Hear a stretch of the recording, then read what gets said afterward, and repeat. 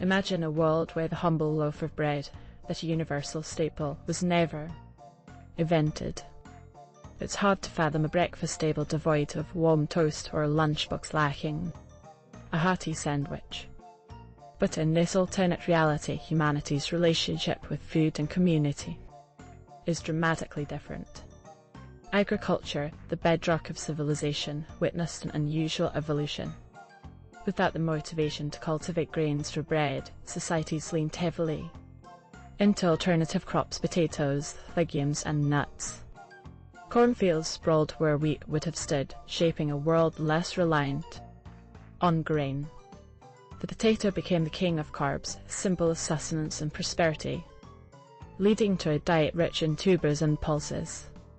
Communities still gathered around communal tables, but instead of breaking bread, they shared roasted roots and hearty bean stews.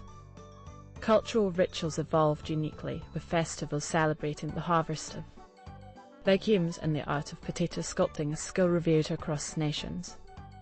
As the world advanced, innovation followed suit. The absence of bread spurred creative culinary invention. Ingenious minds crafted yeast-less flatbreads from nut flours, pancakes from ground corn, and wraps of leafy greens. The culinary landscape became a tapestry of diverse textures and flavors, each bite an exploration of what could be done without traditional bread. And the economy? Without vast fields of waving wheat, trade dynamics shifted. Regions specializing in bean cultivation or potato breeding became economic powerhouses, dictated by innovation rather than tradition. Potato traders rivaled ancient spice merchants, holding the keys to the world's culinary treasures. Though humanity thrived, a strange phenomenon unfolded: disease patterns changed. Without gluten, a common allergen, gluten intolerance was non-existent, but new dietary challenges arose.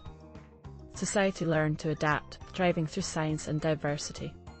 Ironically, it was in the dusty attic of a forgotten library in Istanbul that an archaeologist stumbled upon a recipe written in cuneiform for a 7,000-year-old bread. The news swept across the globe like wildfire. Enthusiasts and skeptics alike gathered in kitchens, trying their hand at this rediscovered relic. Yet, as the first loaves emerged from ovens, the world collectively winced. It was hard, dense, utterly inedible. Perhaps some things were meant to be lost to time.